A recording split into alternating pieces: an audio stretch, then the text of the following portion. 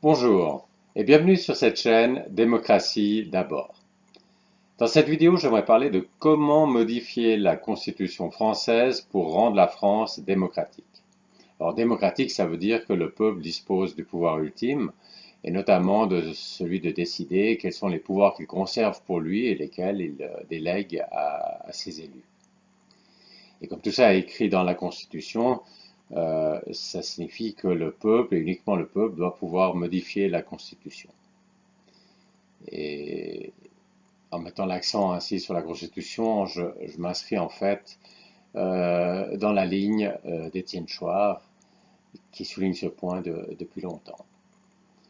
Là où je m'écarte un peu de sa ligne, c'est que plutôt que de vouloir proposer une toute nouvelle constitution, ce qu'il me paraît prioritaire, c'est d'introduire le référendum d'initiative citoyenne de sorte que le peuple puisse modifier la Constitution et ensuite, une fois que cet instrument est disponible, alors il peut y avoir de nombreuses propositions de modifications qui seraient soumises en référendum. Et là, toute la liste de ce que font les ateliers constituants d'Étienne Chouard pourrait venir, dans un deuxième temps, utiliser cet instrument euh, pour soumettre en votation leurs propositions. Mais la première chose, c'est d'avoir cet instrument. Et l'idée, c'est d'avoir un référendum d'initiative citoyenne qui est suffisant pour que le peuple ait effectivement pouvoir, euh, le pouvoir de modifier cette constitution, et suffisant pour cela, mais pas plus que ça. Donc il s'agit de faire la modification minimale de la constitution existante, modification minimale, mais qui permette de donner le pouvoir au peuple. Donc dans cette façon de mettre le référendum d'initiative citoyenne en avant, je m'inscris dans la ligne de nombreuses personnes, et en particulier de Yvan Bachot et Yvan Blot. Alors la question c'est comment modifier la constitution actuelle pour introduire le référendum d'initiative citoyenne. Je suis conscient de deux propositions rédigées dans ce sens. L'une de Yvan Bachot et l'association Article 3, et l'autre de Yvan Blot et l'association Démocratie Directe. Alors c'est possible, c'est probable qu'il y ait d'autres propositions, et si vous en connaissez, n'hésitez pas à les mettre en commentaire ci-dessous, ça m'intéresserait de les connaître. Euh, je parle donc des modifications d'articles constitutionnels qui soient rédigées, et puis d'autre part que ce soit des modifications de la Constitution actuelle, parce que si ça fait partie d'une refonte complète de la Constitution, c'est un peu compliqué puisque l'introduction du référendum d'initiative citoyenne devrait être en fait la première, c'est ce qui ouvre la porte au reste. Donc ça doit être une modification de la Constitution actuelle. Voilà, donc si vous avez vous connaissez d'autres propositions, n'hésitez pas à les mettre ci-dessous. Et voilà. Mais avant de parler de ces deux propositions, donc celle d'Yvan Bachot et celle de Yvan Blot, on va vite regarder un peu la Constitution actuelle. Mais pour que cette vidéo ne devienne pas trop longue, je vais mettre la discussion de la Constitution actuelle, la discussion de la proposition d'Yvan Bachot et celle de Yvan Blot. Je vais mettre ces trois choses dans trois vidéos externes. Donc je vais mettre le link. Comme ça se trouve dans des vidéos séparées. Cette vidéo ici pourra être un peu plus courte. Si vous connaissez déjà bien la Constitution française, vous pouvez sauter mes commentaires la Constitution française et passer directement à mes commentaires sur les propositions de Yvan Bachot et de Yvan Blot. Alors là, vous voyez le lien sur ma vidéo avec les commentaires sur la Constitution française actuelle. Alors, rassurez-vous, on a fait le tour des articles les plus importants s'il s'agit d'introduire un référendum d'initiative citoyenne dans la Constitution française. Vous aurez peut-être compris que pour moi, l'article le plus important, c'est-à-dire là où où c'est le plus important d'intervenir, de modifier pour introduire un référendum d'initiative citoyenne en France, c'est l'article 89. L'article 3 est très général. Et l'article 11, il est mal situé, il est situé dans un titre qui parle du président. Et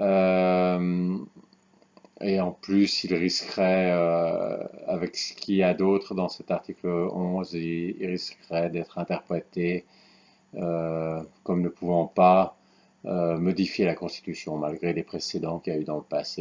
Pour moi, le centre de l'histoire, ça se joue dans l'article 89.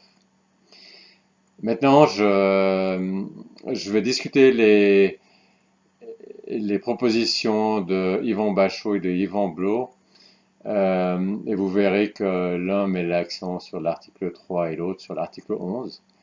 Je pense qu'il y a beaucoup de choses intéressantes qui viennent de ces deux propositions. Et maintenant, vous avez le lien avec mes commentaires sur la proposition d'Yvan Bachot. Et pour terminer, voici le lien avec mes commentaires sur la proposition d'Yvan Blot. Alors, en conclusion, j'aime bien la précision de la proposition d'Yvan Blot. J'aimerais qu'il précise quand même les délais. Mais autrement, donc une fois cette précision faite, la proposition d'Yvan Blot serait très précise. Et il me semble qu'elle ferait l'affaire, ce qui permet d'ouvrir la porte et de faire en sorte que la France soit une démocratie. Ceci dit, j'ai quand même des objections contre cette proposition, comme je l'ai indiqué, et finalement au niveau quels sont les articles qui doivent être modifiés, je suis beaucoup plus proche d'Yvan Bachot. Je trouve très bien une modification de l'article 3, là, qu'on voit dès le début dans la Constitution, que, que le peuple peut intervenir par un référendum d'initiative citoyenne. Et puis ensuite d'éliminer l'article 11 et de faire les choses surtout dans l'article